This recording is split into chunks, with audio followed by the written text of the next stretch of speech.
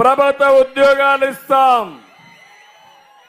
ప్రభుత్వ ఉద్యోగాలు ఎవ్వరూ అమ్ముకోకుండా అర్హులకి మెరిట్ ప్రకారం ఇవ్వడం మా బాధ్యత.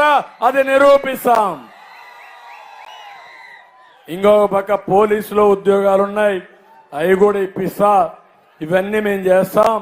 ఇది కాకుండా వర్క్ ఫ్రమ్ హోమ్, మీ ఇంట్లో కూర్చొని ప్రపంచంలో ఉండే కంపెనీలకు పనిచేసే విధానానికి శ్రీకారం చుడతాం.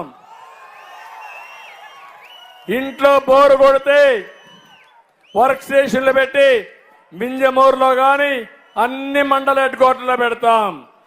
ప్రపంచంలో ఉండే అన్ని కంపెనీలు తీసుకొస్తాం. మీకు స్కిల్ డెవలప్మెంట్ చేసి మీకు ఉద్యోగాలు ఇప్పించే బాధ్యత నాది. ఇక్కడ బాగా చేయగలిగితే అవసరమైతే బెంగళూరు పోతారు, బాంబేకి పోతారు, అమెరికాకి వెళ్తారు. ఉదయగిరి వాళ్ళకి అలవాటే. ఎక్కడ అవకాశాలుంటే అందిపుచ్చుకుని మొదటి స్టేజ్లో ఉదయగిరి ఉంది. తప్పకుండా దీనికి శ్రీకారం చుడతాం. ప్రపంచంలో భవిష్యత్తులో 2 విధానాలు ఉంటాయి. నేరుగా పోయి ఫిజికల్ గా పనిచేయడం, 2 వర్చువల్ గా పనిచేయడం ఆన్లైన్లో. ఈ 2కి స్పేస్ ఉంటుంది. ఎక్కడుండేది ముఖ్యం కాదు, ఎంత తెలివి ముఖ్యం. ఆ తెలివి నేర్పించే బాధ్యత మేము తీసుకుంటామని యువతకు హామీ ఇస్తున్నా. ఇంటింటికి మంచినీరు ఇస్తాం. బీసీలకు రక్షణ చట్టం తీసుకొస్తాం. ఆంక్షలు లేకుండా పేదవాళ్ళందరికీ ఒకటే చెప్తున్నా, ఎవరు పింఛను పెట్టారంటే 35 రూపాయలు మొట్టమొదటిసారిగా పింఛన్ ఏర్పాటు చేసింది నందమూరి తారక రామారావు గారు. ఆ తర్వాత నేను 200 రూపాయల పింఛన్ని 2000 10 రెట్లు పెంచానా లేదా? నేనుంటే మొదటి నెలలోనే 3000 వచ్చింది. అవునా కాదా?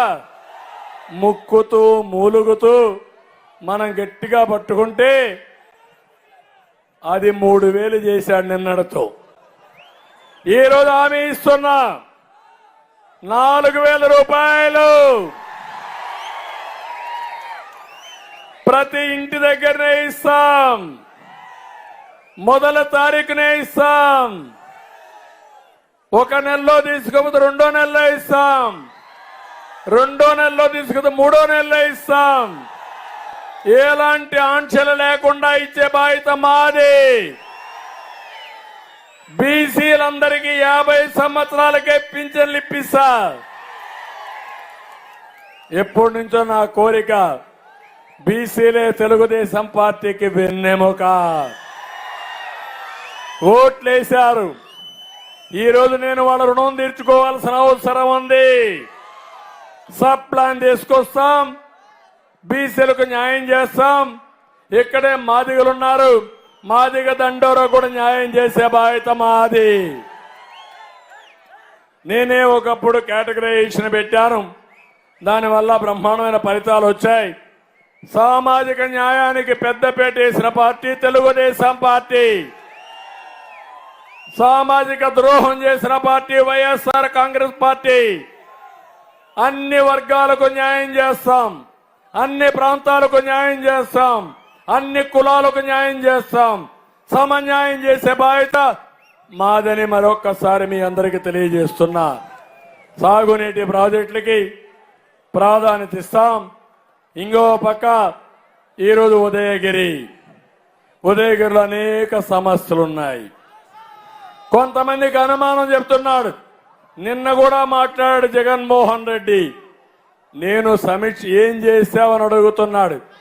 నేను ఒకటే సమాధానం చెప్తున్నా, ఏం చేశానో ఒకసారి చరిత్ర తిరగేస్తే, నేను ముఖ్యమంత్రిగా ఉన్నప్పుడు 9 సార్లు డిఎస్సీ పెట్టాను. ఎన్టీ రామారావు గారు ముఖ్యమంత్రిగా 3 సార్లు పెట్టాడు. 5 ఏళ్లు ముఖ్యమంత్రిగా ఉన్నప్పుడు ఒక్క డిఎస్సీ పెట్టినటువంటి చరిత్ర జగన్మోహన్ రెడ్డి నీది. నా పేరు చెప్తే మీకు గుర్తొచ్చేది హైదరాబాద్ లో హైటెక్ సిటీ గుర్తొస్తుంది. అనంతపూర్లో కియా మోటార్ జ్ఞాపకం వస్తుంది. ఈరోజు పట్టసీమ జ్ఞాపకం వస్తుంది. హైదరాబాద్ లో ఔటర్ రింగ్ రోడ్ జ్ఞాపకం వస్తుంది. ఏది చూసినా ఒక ఎయిర్పోర్ట్ జ్ఞాపకం వస్తుంది. జగన్మోహన్ రెడ్డి 5 ఏళ్లు సీఎంగా ఉన్నావు, ఒక్క పని చెప్పు.